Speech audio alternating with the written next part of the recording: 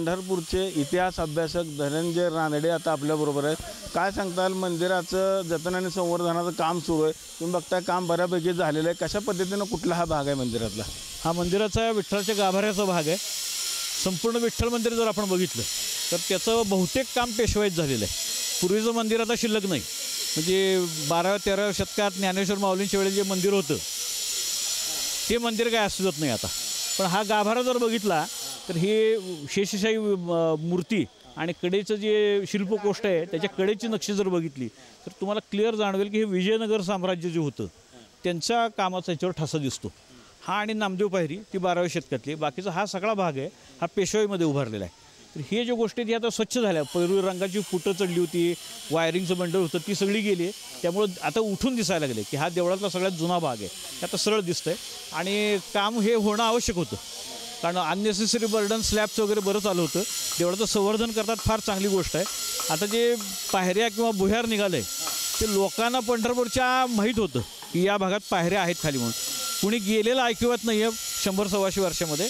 आणि मूर्ती ज्या निघाल्यात त्या भग्न झालेल्या आहेत, फार जुन्या मूर्ती नाही आहेत. व्यंकटेशाची मूर्ती एक भूदेवी असावी आणि पादुका आहेत, बहुतेक भग्न झाल्या म्हणून कधीतरी पूर्वी ठेवल्या असतात तीर्थ करण्यासाठी.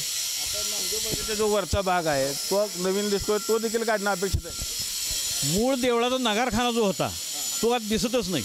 आणि जे बांधकाम आहे ते मंदिर शैलीशी कुठे संलग्नच नाही आहे. ते करताना सुद्धा आम्ही विरोध केला होता. ती नामदेव पायरी तेव्हा पडली असती, विरोध झाल्यामुळे राहिली आहे.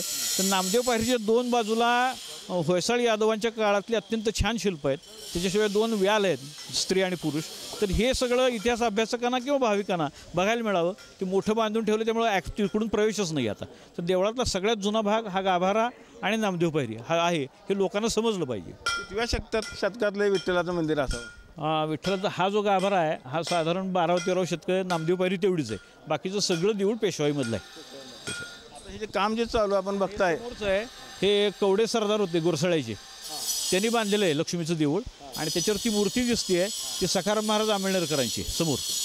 कधी बांधलेलं आहे म्हणजे हे 1850-60च्या दरम्यानचं आहे. समोरच्या ओऱ्यात त्या मैनाबाई पवार धारच्या त्यांनी बांधलेलं आहे. हे सगळं 1850पर्यंत बांधकामच चालू होती. ही ह्याची मागची बाजीराव पडसाळी आहे ती 1810-20च्या सुमाराला बाजीरावांनी बांधलेली. हे सगळं नवीन आहे. आता हे जे काम झालं आहे आता कुठंतरी भाविकांना म्हणा किंवा इतरांना फायदा होईल? 100% होईल, कारण मूळ स्वरूप दिसतं आहे.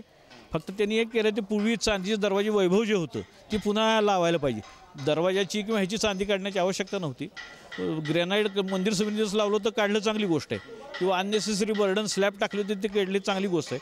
पण वैभवशाली जे होतं मढवलेला तो भाग पुन्हा बसवणं अपेक्षित आहे. आपण जर बघितलं तर विठ्ठलाचं मंदिर हे जवळपास 12व्या शतकातलं असल्याचं इतिहासकार रानडे यांनी सांगितलेलं आहे. त्याचबरोबर नामदेव पायरीचा भाग असेल, गाभाऱ्याचा भाग असेल हा 12व्या शतकाला, मात्र मधला जो सभागृह आहे हा पेशवेकालीन सभागृह आहे. त्यामुळे हे जे काम झालेलं आहे येणाऱ्या भाविकांना खरं तर जुना लूक पाहायला मिळणार आहे. अतिशय चांगलं काम झाल्याचं देखील इतिहासकारांनी सांगितलेलं आहे. त्याचबरोबर आत्ता ज्या मूर्त्या सापडल्या त्यातली एक मूर्ती ही विष्णूची असावी आणि दुसऱ्या ज्या काय बारीक सारीक मूर्त्या त्या भंगलेल्या आहेत, त्यामुळे अजूनही त्या कशाच्या मूर्त्या त्या समजत नसल्याचे त्यांनी सांगितलेलं आहे. विठ्ठल मंदिरातून कॅमेरामन जगदीश डांगेसर, रवी लवेकर, TV9 मराठी.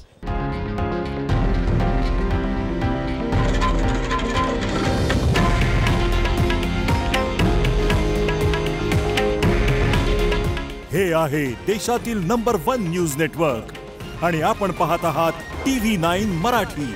काळजी तुमची, हित महाराष्ट्राचं.